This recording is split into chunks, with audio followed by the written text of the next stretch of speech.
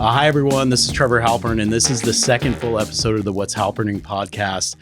Thank you guys for bearing with us with the Zoom episodes and the, as I was calling them, the COVID Chronicles. All the guys that you saw on those episodes will be on for full episodes, so I hope you got a good little teaser. Today, I'm honored and pleased to have my friend Chris Ellington here with me. Chris is a dad, a businessman, an entrepreneur. Chris and I have known each other for 20 years, maybe longer. Yep. But we've really reconnected in the last year and a half, 2 years, and have gotten to know each other in a much deeper, much more,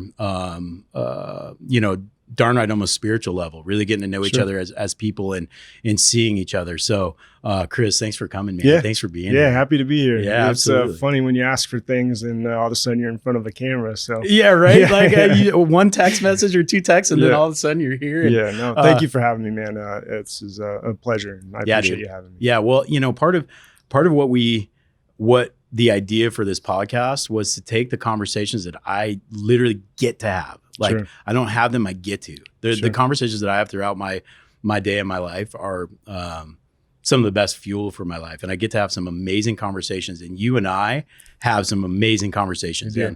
And I think the first time Leah got exposed to me and you talking, she was like, whoa, wow, you guys it was a little bit of soul food for her too. So dude, tell us a little bit about you've got that entrepreneurial brain. Yes. You're a licensed real estate agent, you're a licensed general contractor, you've got a services business and in the retirement communities. What got that entrepreneurial spirit going? What got that fire lit?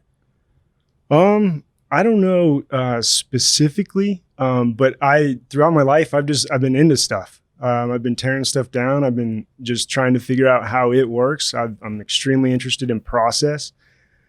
And so I've always wanted to create for myself. And I got the exposure.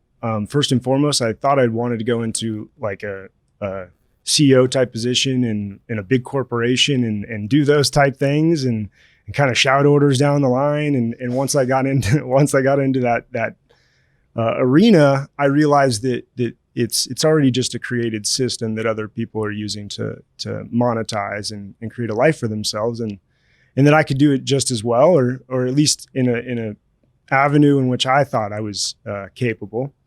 And so during that time working for corporate America, a friend of mine was returning from San Antonio, and he's been in the house investment business, and he was looking for a partner on a couple deals, and I started doing that, and literally a fire was lit inside of me about an opportunity to kind of create for myself. And I jumped at the opportunity, quit a job that I was recently promoted in, and most of my family was like, "What are you doing?" I know that one. But I had to go find out, so I did, and that's where I'm at.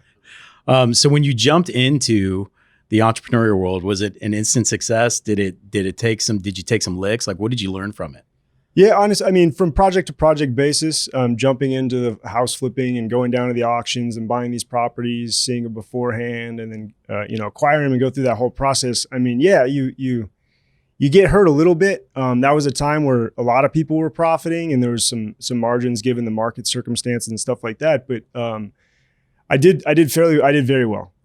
So long as my attention was on the pulse of my business, right. My business was doing well.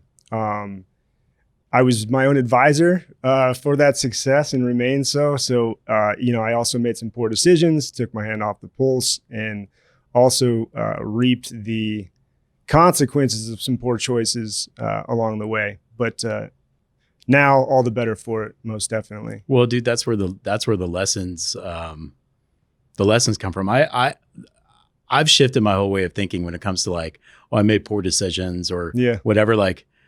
Sometimes there are life decisions that you make that are I look back, it was funny. My wife and I this weekend, we were up at our cabin, and we were talking, and somehow out of my brain got pulled what I considered to be the worst thing that I ever did to anyone. And I told Beth, and it was almost like a little confessional, and she's just like, If that's the worst you got, like you're a freaking saint.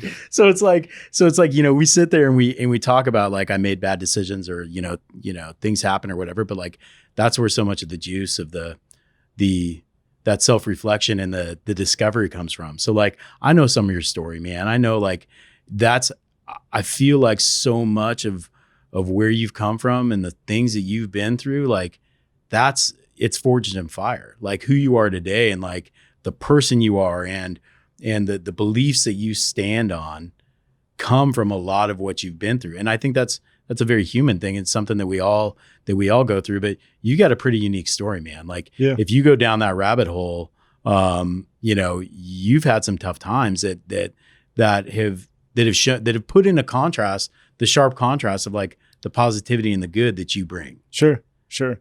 Yeah. I mean, it seems I've always been in some sort of predicament, whether that was either, by circumstance or environment or choice, that I've given myself a lot of opportunities for growth. Barely made it here a few times.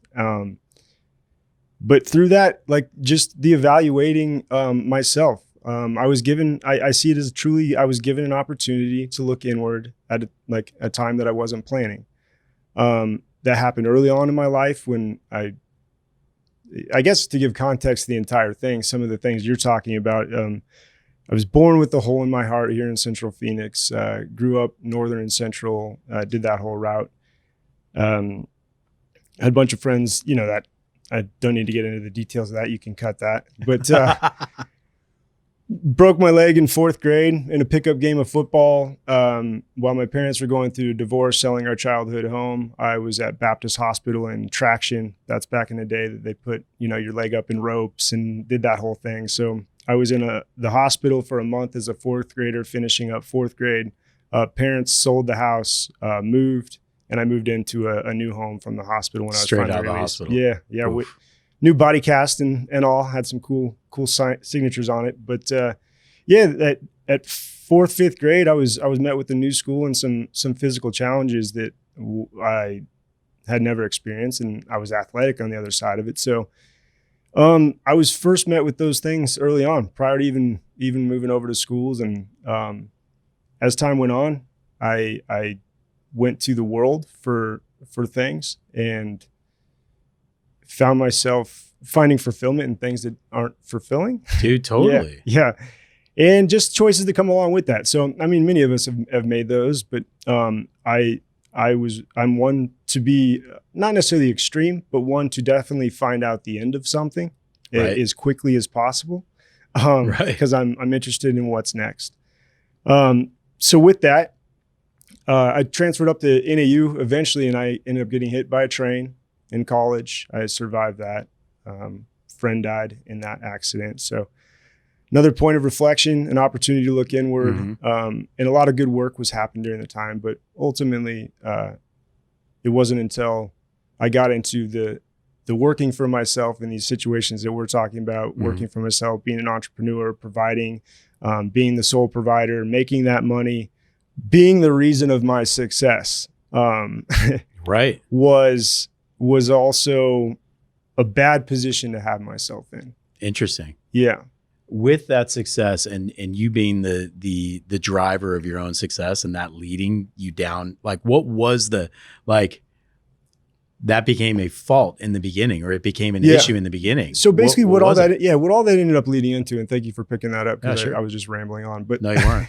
No, you're getting there. No, so all that eventually led to, the same person was making the choices, and I was drinking a lot. I mean, I basically drank myself to a point where I was chemically dependent on alcohol, and it was a point where I was truly out of control. And it was a point that I needed to be for once in my life. All those other crazy circumstances prior to got me to a point where I was looking inward, but not to a point where I ultimately wanted to make a choice, to get better. So, there was also circumstances I was dealing with in my life as a result of that, but ultimately it was my need and want to better myself and find out what I was about and where I wanted to go and who and how I was going to hold myself accountable to get there.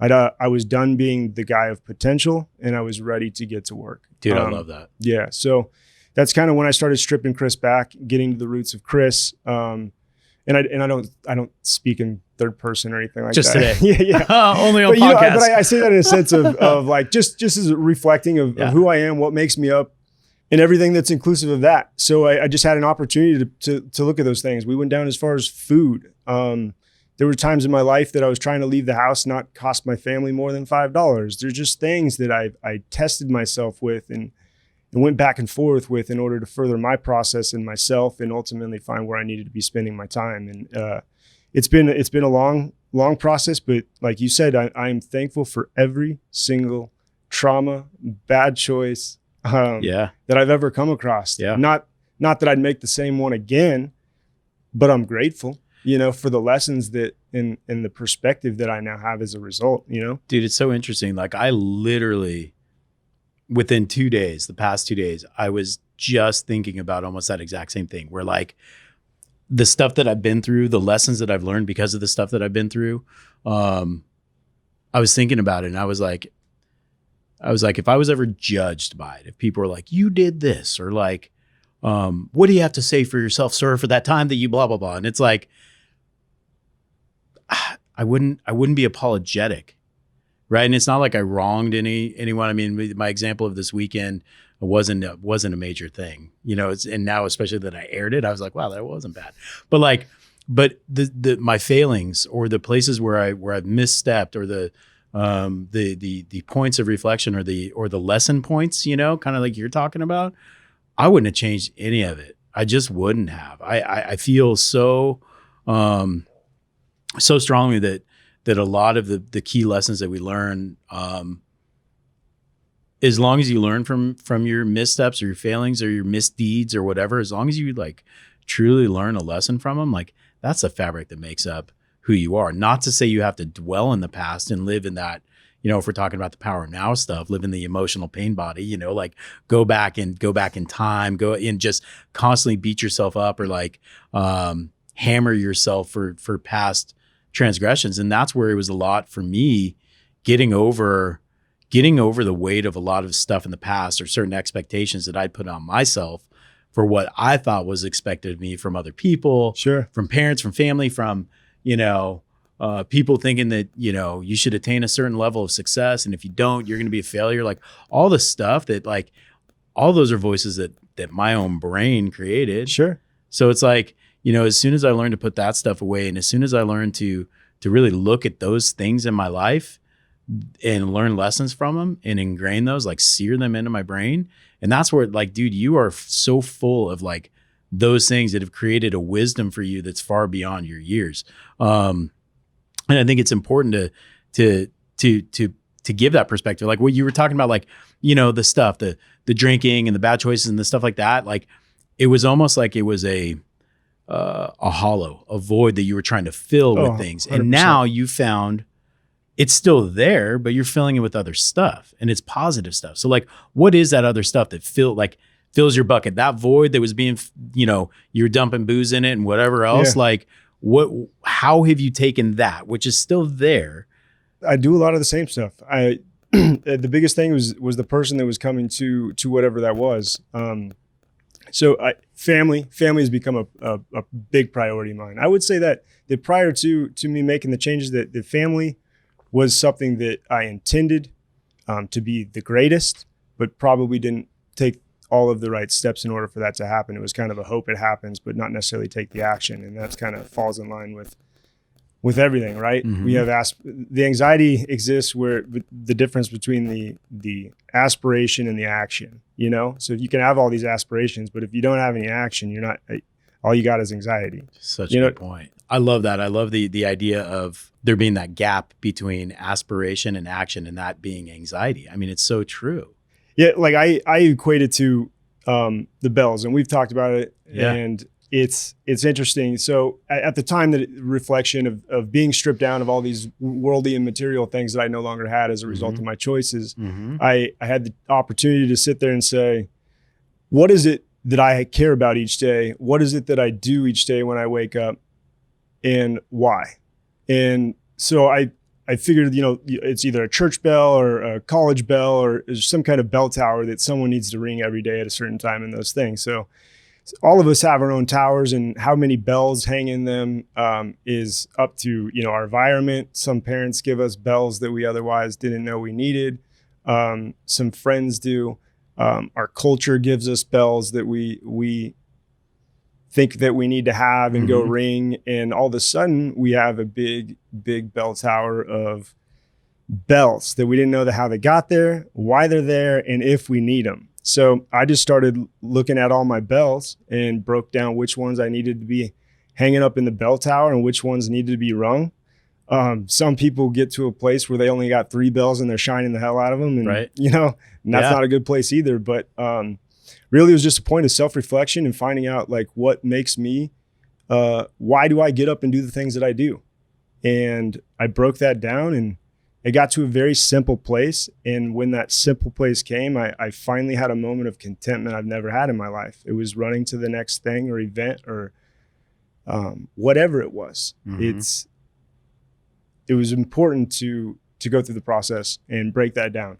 I really like the idea of that, of your bell ringing and the concept that you brought that up one day when me, you and Leah were meeting, talking business, and we brought that up. I mean, I love the idea of when you think about your normal everyday life, when you think about the person that gets up and, they wake up to their alarm, they're ringing that bell. And then they're having their breakfast and they're ringing that one. And then they're putting their pants on, they're ringing that one. They're getting in their car, they're ringing that one. They're going to work, they're ringing that work bell. Yeah. And then they go home, they ring their TV bell and they ring their dinner bell. And then they go to sleep because that's what they've determined is what they have to do to survive and live. And that really is, it's like all of a sudden you wake up and like you said, there's this giant bell tower with 100 bells and you're like, dude, which one do I start ringing? And like, that one's not sounding right. Do I need to fix it? And then all of a sudden it's like the bells that are ringing are discordant. They don't sound right together. So stripping it away and rebuilding, like what are your handful of bells? Like, what are the ones that you ring every day? What's the stuff that makes you tick on a daily basis? My family, my work, I'm passionate about it. I truly, it's my intent. I truly intend to make an impact in communities. So, that's very real within me. It's a very big fire. Where it'll go, I don't know, but it's all been positive so far. So that in itself is a big thing, is finding out who I am and what I'm capable of. Honestly, I think up until this point, I've been someone who's just gotten by on half effort. Like charm and good looks. Well, I mean, unfortunately, dude, no, but kind of. No, but a smile can get you a long way. And, sure, and like the guy that goes right. to sleep on the pillow at night is honest about how he got what he got. And if everyone's being honest and showing up at the table and said that if I didn't use whatever you had in order to get what you wanted, like that's an occurrence that happens. Yes. And I'm just aware of those things and I want to present differently. And I ultimately want the care to be for the individual I'm dealing with, as opposed to, myself. I already ran that route. Well, dude, right. I mean, and then having that care for people and you're the concept of the guy that puts his head on the pillow at night and knows that he did an honest day's work and did right by people. Like, there's a lot to be said. There are times where I've interacted with people on business propositions and you can see it in them. They're like, profit's it. Like, profit is 100% what they're looking for. And nothing wrong with that. That's what business is here for, is to profit. I mean, I run my business to benefit my family. Absolutely. But underneath that benefit is benefit to other families, is benefit to the people that I'm helping buy and sell, is benefit to my staff who I'm hoping to empower and like have them grow and see some cool stuff in life. And so being able to do an honest day's work and go ahead and go to bed and put your head on the pillow and know that you treated everyone right. I think to your point of like, I just keep doing that and the good stuff is going to come, or the good stuff comes. There's so much simplicity in that people I don't think understand. And there's something to that manifestation. Like the concepts that you've created, the work concepts, the businesses that you've driven for, it's like that gap between action and aspiration is anxiety. Once you realize that and you start taking the action, it's so empowering. And to be an entrepreneur who has gotten success, who figured out that success still left you empty, who kind of blew it all up and started it all over again down a different route. Like, it's super, it's powerful, and it's a story that people need to recognize. Like, you don't necessarily need to burn to the ground to be built up, but like, sometimes it helps, dude. Yeah. Honestly, sometimes it does. And I think if everyone reflects on a time in their life when they kind of burned to the ground. Well, here, like the point of it is, I mean, hopefully everyone's working on themselves, right? I mean, we've all got our stuff, and it definitely doesn't need to burn to the down. But most people don't. Some people, yeah, I agree. I mean, that's the thing though. Like, I feel like when like hitting that, you either get to that point, like you were saying, where you're like, all right, now I need to figure out what's next. Now I need to figure out how to really like optimize what I have. Most people don't do that. Most people will sit there and I'm guilty of it in the past. Sure. And I catch myself doing it now. Most people will sit there and create a series of excuses. Yeah. Or play victim or be reactionary. Oh, I'm reacting to what's happening. Like, what I've realized is the more proactive I can be, and the more that I just come as myself, and the more that I'm open to, the more that I know my truth and stand on it, that the rest of it doesn't matter. So I'm not reactionary. I'm not getting like pulled around by other people's whims. We were talking about before the cameras were rolling about how you get to choose how to respond. You get to choose what mood you're in. You get to choose whether you're going to respond to stuff or not. You get pulled into the gravity of people's emotional outbursts and whatever based on whether you choose to or not. And it's a very human thing to follow that emotion down the rabbit hole. Oh, like we're in an argument and you're mad at me, and like you just kind of go with them. But then all of a sudden you're like, whoa, I don't need to go. I got an email. This has cracked my whole team up. I got an email last week. I was representing a buyer. My buyer canceled the contract for highly permissible reasons to cancel the contract. Not a surprising thing. It was very reasonable. I get an email back from the agent that like, it was one sentence in all caps. It was like, she was yelling at me. Yeah. Like, ah. and I sat there and I looked at it and I just started laughing. Yeah. Because her emotion had spun her up. Maybe her client spun up, like she was fully reactionary to that situation. And I chose, by looking at that and reading it, to say, I'm not going to engage in that. Like, to what end? Right. You know, but like, she chose to get wrapped up in the emotion. I chose to disengage. So that's a really tangible example of like how you get to choose. Like, someone cuts you off in traffic, like, honest to God, unless it puts my family at threat, like, oh, you jerk. Like, is traffic our place to like assert our dominance? Like, who cares? Like, that dude cut me off. He's having a bad day and he's driving like a jerk. Like, I'm not going to stoop down and engage with that. So we get to choose the direction that we go, and we get to choose the path that we take. And that, you know, I think is you've reflected, man, and you've evolved your business practices and where you want to go. I mean, you gave up essentially on a growing, powerful residential real estate practice. I mean, you were growing that thing, man. I saw your success as you were growing, and you literally said, yeah, different direction. Talk about that different direction. Talk about what you're doing out in the retirement communities. Cause I think that's such a good reflection, man. It brings together who you are as a person and who you are as an entrepreneur. And that's where I think that like that crossover and that excellence, where you're like, what's next? As long as I put my head on the pillow and, you know, I feel good at night, like the next thing's going to kind of come. Like, it seems to me like that may have been one of those confluences for you. Yeah, definitely. Once again, it was one of those situations coming off the back end of those bad choices and the results of those. I went and got back into a corporate environment and was fully intending of you know, growth within that organization. But the entrepreneurial spirit was pulling, and so made the choice to go ahead and pop out to real estate because I was familiar with it, and plenty of deals that can get done within that. And so I was going through that process that I realized, like, I'm not a realtor. Like, I have a real estate license, but it's just not, I don't intend to do all of the realtor things. Nothing against realtors. It just wasn't, I just wasn't finding my passion in it. Totally.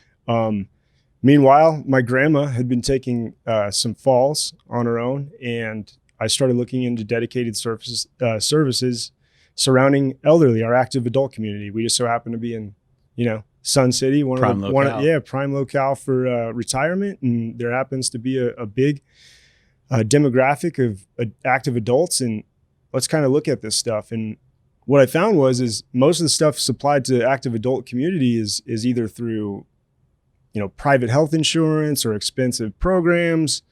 But no one that really, outside of a handyman or someone off the street, that would come in and do regular preventative maintenance type services for elderly, to eliminate falls, or at least stand in the way of some of them happening. Mm-hmm.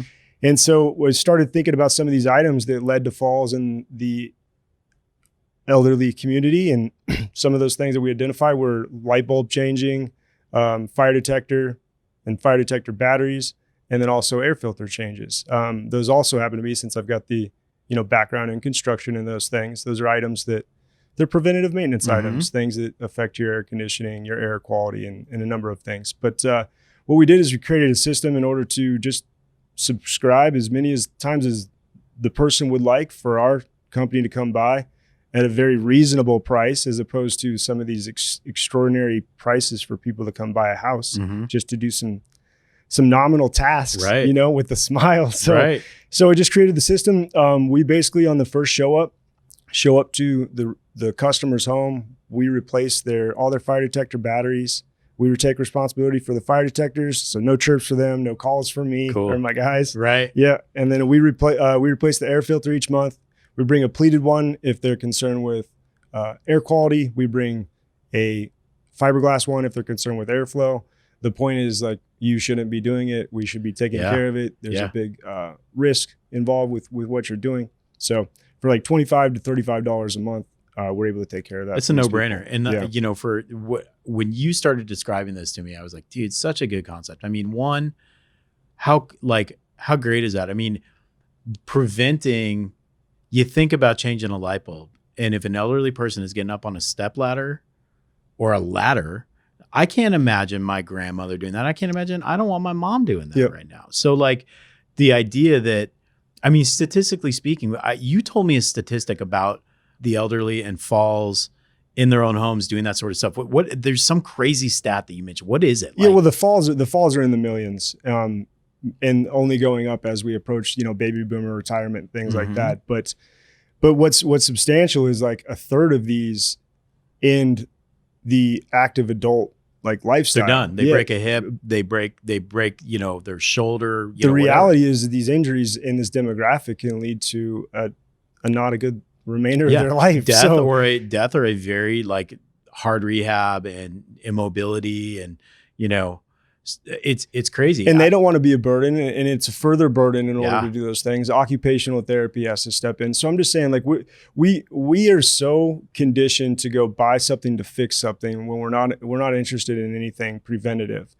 I don't know if everyone's going to be gung ho about what I'm after and doing these things, but if I can affect a change in the people that do want to improve their lives, I'm all for it, and dude, and we're after something good. Yeah, I think it's great. I think that there was a statistic where it's whatever percentage of falls in the elderly are preventative. It's like if everyone in Sun City just did this, there would be a significant decrease in injury. I mean, it makes so much sense, and it's such simple stuff. But the other thing is what we talked about too is the service that you provide to the family. Like if I live in North Central Phoenix and my elderly mother lives in Sun City, she's gonna feel bad calling me saying, "Son, I've got a light bulb out." I just know my mom. Right. She's not gonna do that. Right. So she's gonna try to do it herself, and she may take a fall and get injured. The other thing is it creates an affirmative obligation for the caretakers, for the kids, for the whoever else to be like, "Hey mom, how's it going?" And it's hard in a daily life to check in and be like, "Well, I'm going to make a 35-minute drive to Sun City to change a bulb and change a couple of batteries and some things. I'm taking away from my family and other stuff that I'm doing." You don't want to say that elder care becomes a burden, but it does. That's just a natural fact. This is the way life is. And they may not have relatives that live in town, the other thing. So it's like, their kids or whatever can subscribe for them and just know that it's being taken care of in a preventative manner that's going to keep mom and dad healthy. Yeah. I mean, it makes so much sense. And the other thing, the Medicare part of it, the savings that can be derived by these folks not from an emergency care standpoint, all that. Like it really is. I mean, reducing claims. I mean, it's bottom line. It makes so much sense. Improving lives and reducing claims. It's literally like eliminating hassle. And it's simplicity, and it's driven from need base. And like, dude, that was a little, mental rabbit hole that you went down. You're like, well, why this and why that? And what is going on? And like, you literally developed this business model just by continuing to peel back the layers of that little onion. And now you've got a hyper niche model that seems to make a ton of sense and be, imminently expandable as far as I'm concerned. Sure. I mean, find good people to show up and take care of simple preventative maintenance tasks for people that we care about. What's the name of the company again? Simply Serve. See, and that you've got it in the name too. Yeah. I mean, it is a service. It is really serving them. And what's great too is because of the contracting and all that stuff too, we fully intend to have very reputable handymen that are able to take care of additional tasks. Because you and I both know, being in the housing, there's a myriad of things that are handled from a myriad of different people, and so we're here to fill a gap. There is a need out there for professional, vetted services to take care of simple tasks. It's awesome, man. I mean, it's such an entrepreneurial niche, and it's one that that almost it triangulates what you're about, right? It brings in the heart, it brings in the turning wrenches, and it brings in the service aspect of it. So it's really an amazing business. Now you focus most of your energy on this right now, right? Right now I do, yeah. And it's been a natural progression. It was back to pick myself up, back to corporate, real estate. Okay, construction business is now started, and then ultimately now, yes, I mean full forged. I'm working on community outreach and getting involved in these communities and letting them know that the service exists. And then from there, we'll kind of get some feedback, and based on that, we'll see where it goes. But dude, what's interesting is you and I have talked about it before, and it's from an entrepreneurial standpoint, from a marketing standpoint, when you enter those communities, you're exiting. For a good portion of it, you're exiting modernity, right? Like you're like, dude, I'm not gonna like Instagram ad these people. I mean, it's a lot the old West Facebook, out there, right? still. It totally is, right? Yeah. But, you're gonna have to get a golf cart and put signs on it or whatever. I would love to get a golf cart. Yeah, you should. You should. I bet you could pick one up cheap out there.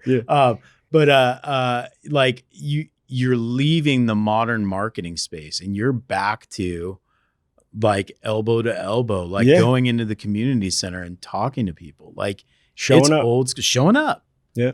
Well, that's really cool. That is actually it. I mean, it's a microcosm for life. Well, shit, it fell in line. I mean, I didn't put it all together, but how it's come is that the sense of community and this community involvement and being a part of what you're doing and that fulfillment that comes with it. Like it's just, I think it's awesome that they just work so well together. Like it was something that I didn't fully intend to do, but it fulfills me so much. Yeah. If that makes sense. It does, man. And you're still focused. You still are doing, construction stuff. You're still doing some real estate investment in construction. You're still doing some real estate, but that's just kind of, you bump into it every once in a while. Yeah. Those are all skill sets that I've had and acquired through the different, the headbanging that we've done across here, the Valley. And you've got a number of other skill sets other than just being a realtor, which makes you so great at what you do.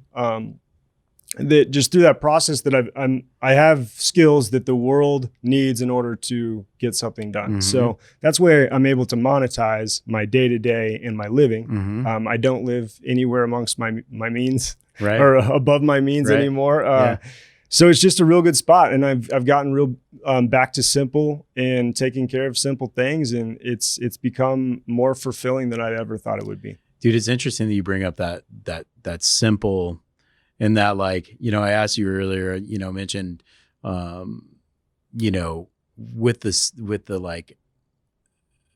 the introspection and with kind of peeling it back, it's like, did you self-help books? Did you talk to people? What'd you do? And it's like, it doesn't matter because all of those things strip it down to where you are, simple.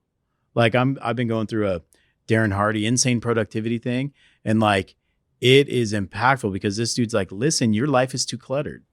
You're either running on monkey brain, robot brain, or sage brain. And like the monkey brain is there 90% of the time. Like, something on Instagram. And then all of a sudden I'm like, man, I'm 20 minutes into the interwebs. Like I've gotten nowhere. So like that guy's there all the time. Then the sage brain gets pulled out to like work on projects and really move things forward. And then the robot brain just keeps you breathing, right? So, but all of it is, once you create the habit, once you get out of monkey brain and you get sage brain working on something, and you create that habit, then the robot takes it over, pulls it back, says, I got this. You've done this for so long. It's normal now. Yep. But the simplicity of it is like, if you're up there in that bell tower and you're ringing 100 bells a day, you're not ringing any of them well. And so my whole focus, and part of this downtime, part of this like quiet time with COVID, has been to peel things back and rebuild and look at things in a way and say, what really serves me? Yep. What honors me? What's my superpower?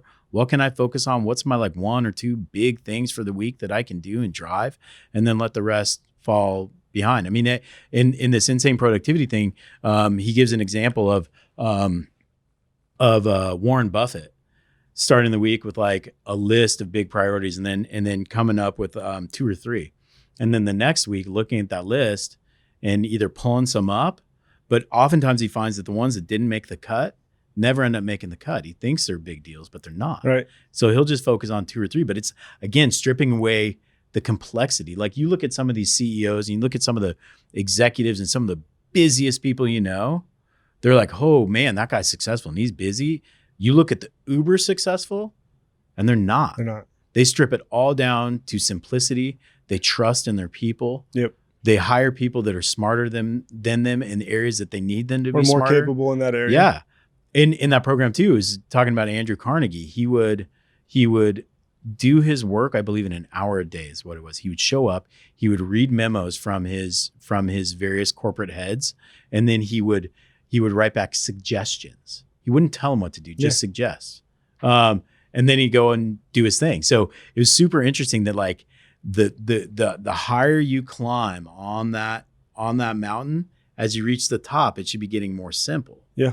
And if we're spread way out at the base and we're really churning, and each step isn't getting us higher, like the steeper it is, each step's getting us higher quicker. And it's so interesting when you start wrapping perspective onto the like, man, what the hell am I doing during my day? Like, what should I really be focused on? And most people don't do that, because a lot of people will get in the mode where the second they start getting reflective, they start getting negative. Yeah. You know what I mean? Like bad self-talk. Yeah. Dude, I mean, and I'm sure you had to get through a hell of a lot of bad self-talk, that voice in your brain telling you, dude, you can't, you're not good enough. It's a wrap. Yeah. Right? Yeah, no doubt. So how did you get rid of that? How, like, that bad self-talk, or that demotivating, or that, that empty void that's being filled with the negative stuff? How you get over that? Time away from those things that kind of created those feelings or emotions or bad things. It was time, and then self-reflection. To your point, like with the books, like I've read a number of books, growth books, startup books, things like that. And then also having conversations with professionals as yourself and going that route, which I just think that in general, whether it's someone that writes this book or it's Trevor Halpern that hasn't written a book but has good information to share, I just think that we're all a combination of each other, and we all have kind of a key that helps the next person in some form or fashion, whether that's now or later or whenever that person's ready. So I think that everyone's got a valid information or point to make, and we're interconnected that way.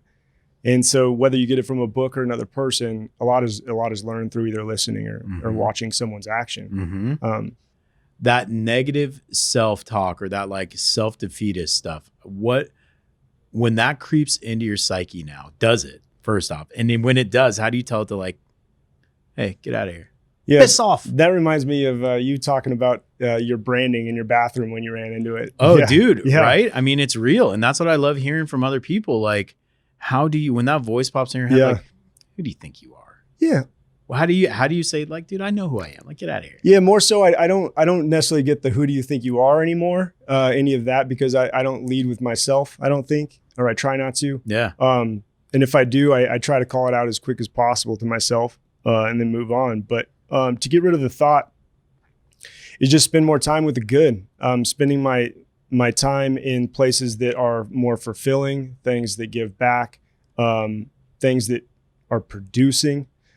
You can spend your time doing nothing so long as that's what you aspire to do, you know, and then you could probably find some fulfillment in there. But I wholeheartedly believe that we were put here to create and do, provide, and help. And as much time as I spend in that, I'm not spending in the negative think and I don't give it an opportunity to leak in. Like I'm busy and I'm after it. Yeah, you are being proactive in what you're trying to do to meet your goals. I fully intend to produce something good.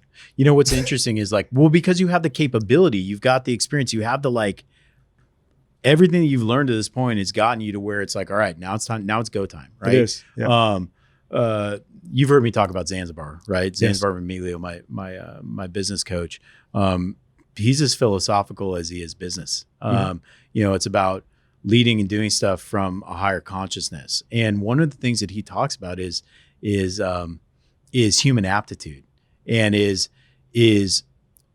if you know that you have the capability to do stuff that will dramatically impact the people around you, and you don't, you are not honoring yourself, and you're not honoring, you know, why you're here, and you're not honoring the people around you. So the idea that you have come to that and realize like, I'm doing this because I know I can do it and it's the right thing to do, and this is going to impact, and it's going to be a good positive thing. Like, you've gotten to that through just self-reflection. Well, I wouldn't say just from self-reflection. I mean, literally traumas, being hit by a train, you know, almost drinking yourself to death, having some of these circumstances pop up.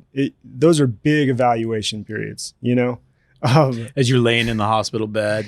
Yeah, there's so many thoughts that, you know, the whys. I mean, the amount of time that we all spend with the whys, it's unbelievable.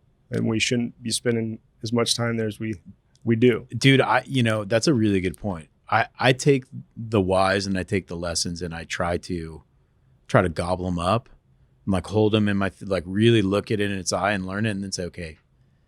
Yeah, right, just be honest for what it is and then move on. Well, it's interesting, that one thing, that example I keep going back to, where I told this weekend, Beth, like, the worst thing I ever did to someone. Right. Like, I'd been holding that for damn well 20 years. And just talking about it and letting it go, I did realize, that wasn't that bad. Or like, I was creating my own narrative for it, you know? So I hadn't yet really learned my lesson from it. And it was still hanging out there. And you were holding on to it for whatever importance you were giving it, or whatever reason you were giving yourself to do it. But I bet once you verbalized it, it was immediate relief. And Beth probably thought it was silly. Well, dude, it was immediate relief when my wife was like, psh, that's it. And then I'm like, well, who are you? Yeah. Then? You know? What do you know? Yeah. What have you done? Should we talk about this? I don't think so. But dude, I mean, okay. So through your trials and tribulations and through the stuff, I mean, family is so important to you, and your wife's support is so important. How has she been a part of, what part of this growth path and trajectory has your wife been for you? You touched on earlier. I mean, where I got to, and because of those accidents, and I had that reflection, and I basically got myself to a point where I said, I pictured myself in this rocking chair with my wife. What did my life look like before it? Like, did I show up each day? Did I put my best foot forward each single day? Did I give it my best effort? And so because I was able to, you know, be confronted with death a few times, that I was able to just kind of say, what do I want to do with my life? And I broke it down as simple as that. But my wife was the one that, for the first time, she sat there and wrote it out with me and said, I'm not going anywhere. Like, I know you to be better than this. Like, let's figure this out. So while I did all the things that I wanted, and most likely I probably, if I was honest, I wanted a reaction from her, or wanted her to abandon us, or whatever the case may be, is when she put the post in the ground and said, no, like, I know you to be better. That's amazing. So she sat there and we went through the process, and none of it was easy. But we at one point made a choice to go inward and make the whole point about our family and what we wanted from it, as opposed to what the world was telling us that we needed to do. Dude, what an amazing lesson. Just that thought. I mean, right there, that encapsulates so much. Like, we get to choose. Do we go inward, or do we let the world drag us around? Mm-hmm. And most people just let the world drag us around, and then it becomes a blame game. You could have come up with any sort of blame. Well, man, I broke my leg in 4th grade and I got out of the hospital and I was in a house that I didn't know with one parent. Like, that just sent me off the edge, and like I've just decided that I'm never going to recover. Well, maybe that initially set you off the edge, but Sure. you figured out how to recover. But so many people don't even take that reflexive standpoint. They're too busy pointing fingers and blaming and being reactive and responsive instead of being like, man, look, let's look inward. Let's peel it back and let's dive deep and figure out what we want. And to do that with your wife, that's super powerful. I mean, Beth and I have had conversations like that where it's like, hey, time to make some changes or time to do some things. But we haven't like written it out. Once we did. But having my partner there, like, I derive so much strength from my relationship, from my wife and from my family. Like, if I'm doing right by them, I'm doing right. You're on it. Yeah. And I know that if I'm doing right by them, that they're going to be right there with me and they're going to be doing right by me. And then it becomes a positive energy system, and it just feeds itself and grows. But I oftentimes reflect like, dude, if I didn't have that strength that I have in Beth, and I tell her that, like, you make me stronger. Yeah. She is a big pillar for me to stand on and lean on, and like, know that I've got a fan, know that I've got a friend, know that I've got a cheerleader, and know that I've got, someone there to slap me around when I need it. Yeah, sure. Like, yeah. dude, listen to yourself. Like, what? Not like, stop. Like, do you hear the way you just, said that to Haley or Hannah? Like, you can't do it. Like, you're right. It's something that she'll tell me. Sometimes it's not immediate. Yeah. But I'll like walk away and then I'll come back out. Like, you're right. I did that this morning. Yeah, it happens. But, that concept that like, you can't, it doesn't take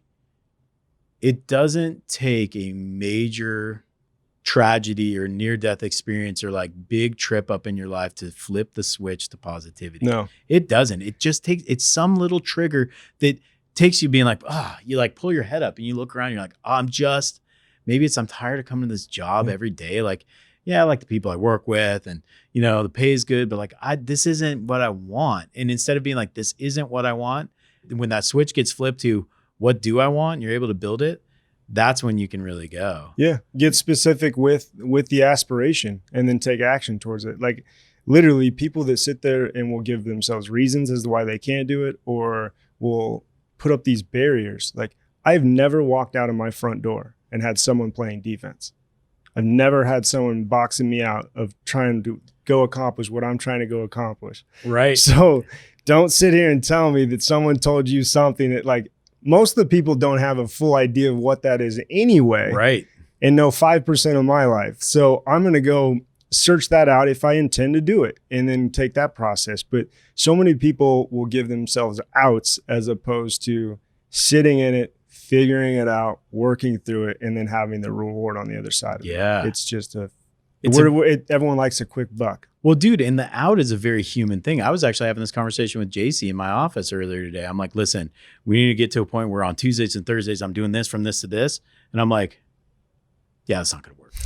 Because when I do that and I block my calendar, I fight against it. Yeah. Right. I build the out already. Like, and that's what it's the human mind will go to the least confronting thing and that's that monkey brain. You just want to run to it and just, flip through Instagram or, get on Twitter or, go for a bike ride or do what you want to do, the easy peasy stuff, and not do the harder work, the more confronting work. And so it's easy as you're looking at stuff to be like, man, okay, well, I just envisioned something that's at the top of the mountain and I got to go climb that mountain to get there. Like, well, there are going to be crevasses.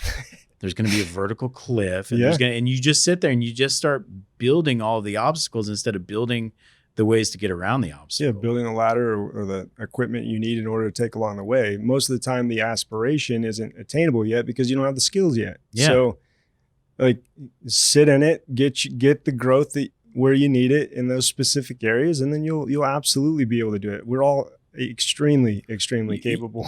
Well, the funny thing is, like, you sit there, like, And when you and I are talking about the things like, oh, the mountain that we just built is a molehill to a guy like Elon Musk. For sure. Right? Like that dude, literally, I was watching a podcast with him on it, and he's like, yeah, I sold all my earthly belongings, essentially. And they're like, dude, so wait, you sold all your house and stuff? He's like, yeah, what I found was that I was accumulating all these houses on this mountaintop. And I was going to design and build this killer house. Yeah. And then I decided I only have so much time in a day. And if I spend all this time building this house, I'm not getting humanity to Mars. I think we should probably go to Mars instead.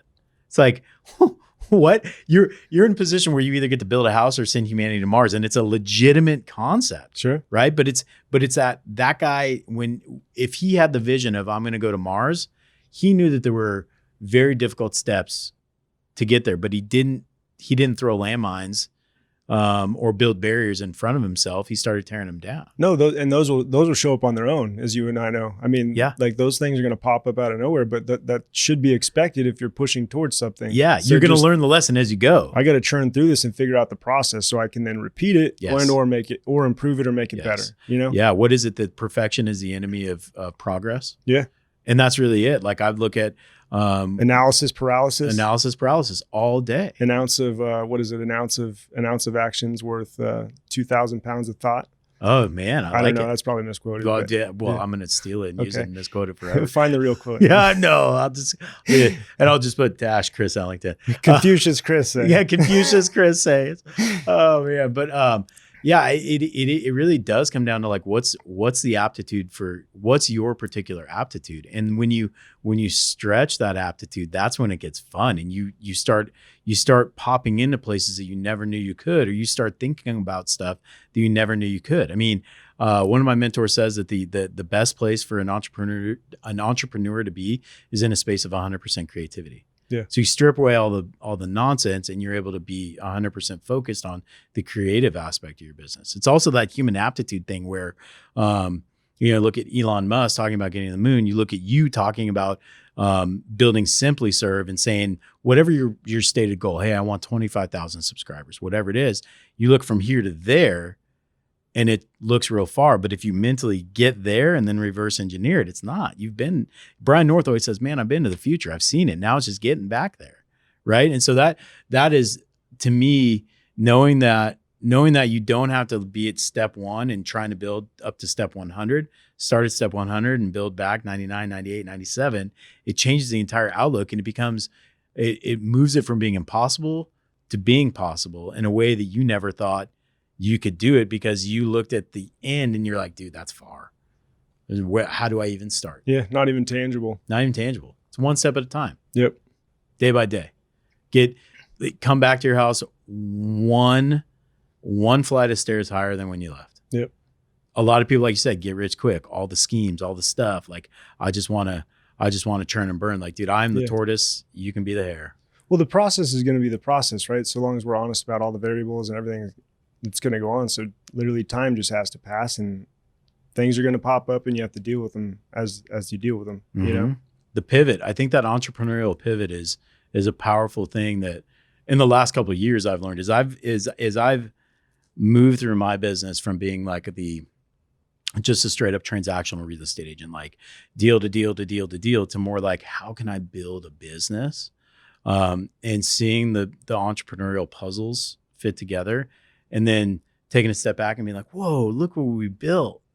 There's so much gratification and self-actualization that comes from that. And like, as someone who has self-actualized, like if someone's watching this or listening and they're like, yeah, man, I don't like my job. I don't like where I am, but I've never really pulled back and reflected. Like, what would you say is first, like step 1? You don't like where you are and you want to get somewhere else. What would be step 1? It's a big question. I just came up with that. You proud of me? Yeah, it's good. We got another hour. Yeah. Where are we going with this? No, I think get very, very specific with what it is that you thought you might want to do, or what you actually like. Get specific with what that item is, and then, like you said, start working back what that might look like. What are your needs in your current situation? Some people get into a situation where they can't make the transition, or they're they're already living a lifestyle within the culture that it doesn't afford them the ability to take a step back, and you get kind of pigeonholed. So you get this golden handcuffs. Yeah, you're not able to go anywhere. And so, you know, fortunately by running into the ground and that got all peeled back, I was able to start from fresh. But I would say bankruptcy for step one. Yeah. I just burn it down, burn your house down. Yeah. Send it down and build it back up. Yeah. But no, I think just get really, really specific at what they're trying to do, and then come up with a realistic goal. I mean, Rachel and I, my wife, we sat there and we literally came up with our budget of what it was going to be, what our costs are each month. Broke that down. I said, I need to make this in order to make it survive. Like, I'm going to maneuver this way. We're going to live broke for a while, but like, there's a long-term thought in goods involved. And so we're going to take a shot. But I mean, every time that you actually put in the effort of a well thought about plan, obviously we can't know all the nuances of it before we get started. And that's where those extra steps come in. But any person can accomplish those things so long as they become realistic about what they're about to get involved with.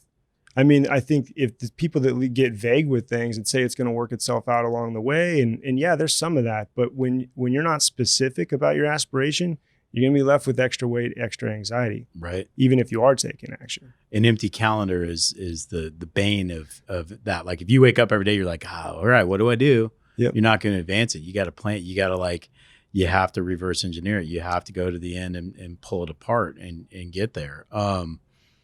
And it doesn't necessarily mean people have to be entrepreneurial, right? I mean, if you're peeling back, if you're looking at your life and you're like, you know, I'm a copywriter, and really what I want to do is be a sports journalist. Well, you can reverse engineer that too. Yeah. And it may look scary and that you may not know the exact path, but you can take your eyes on it and put it there. If you want to be a sports journalist and you have that inclination, you reach out, you start going down those paths. Like, you literally start taking steps towards that path. The people that are doing things and they're open to other people. Yes. That are also can bring something to the table. It's not like a tear down type environment. The pie is so huge. I wish people would understand that how huge this pie is exponential. Like, that there's not so much that can be divvied up. Like, so long as we produce something that is tangible, good, a product. Yeah. There's money and there's people that want to buy it. Right. Or there's people that want your service, or everyone's waiting for you to be your best self or your creative self or whatever it is you bring to the table. Well, and it gets hyper niched, right? It becomes like what is your best you? You know, what are my superpowers? What should I be focused on? What should I kick down, down the line? And a lot of people they don't get reflexive enough to think about what their superpower is. They don't think about what it is that they could be doing to advance their own, mental state, their own career, their own business, their own stuff. And so it's always good to hear other people's ideas and stories. And that's where you and I have done so well at connecting. It's like we knew each other, but we didn't really know each other. And then when we reconnected, it was like, oh, dude, we've been through some stuff. And like, you came out all right. Like, now we can start talking, real stuff. But, people, just the empowerment, the idea that you can authorize yourself to do whatever you want.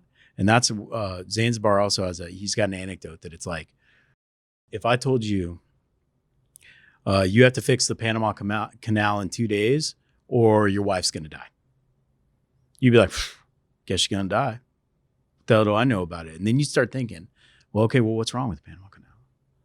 Well, how do we fix that? Who would know how to fix that? How do I get in touch with them? And you would start you think about fixing the Panama Canal or sending humanity to Mars is like, impossible. You just have to get that motivation, or you have to authorize yourself to say, well, if I'm going to try to save my wife or my kid, I got to make this fix. You're darn right. I'm going to do everything I can. And then all of a sudden you realize I just did something that I thought was never even possible. Yeah. Wasn't that big a deal. Yeah. Yeah. Well, dude, I really appreciate you coming in. I always enjoy our conversations. I always enjoy our chats, and we get deep. We also get silly, and Your perspective and the stuff that you've been through in your life, and the way that you have come out of the dark times. And maybe it took a couple dips down there, but like coming up and leading the life that you're leading, and leading it as kind of unencumbered from, you're not, what I love about you, one of the many things is that you're not even competing, man. You're not like, there's no one else that you're competing against. You're trying to do the best you that you can do. Exactly. You're only competing against yourself to provide what you can for your family and do the best that you can for your community. And that the direction you're going and the stuff that I just know, man, this Simply Serve is going to be huge, and it's going to like save lives. Like, no joke. Like, it literally will. And that is it's so cool to take the confluence of all the good and the bad that you've been through and all that you've done, and to push forward and to have ideas and concepts come that serve others and will also benefit your family. Like, right. Doesn't get better, man. So, Yep. Thank you. It's been awesome having you on. It's been awesome getting to know you more over the last couple of years, and can't wait to see where we go, man. No doubt. I'm more than thankful for this opportunity to come speak with you. I'm a huge fan of you and your business. Thanks, man. Like, we even talk about real estate deals, and the fact that you even just take it on. I'm a licensed real estate agent, but like, like Trevor, like you guys get it. So I'm just so thankful for this opportunity. Whatever's next. Like, I'm just looking forward to doing it with all the other good people out there pushing and trying to do something for everyone, and should be a good run. Yeah, man. Yeah. I can't wait to see what's next. Cheers. Thanks, dude. Thanks for coming. Thank you all for watching. Catch us on the next one. We'll be out in about a month.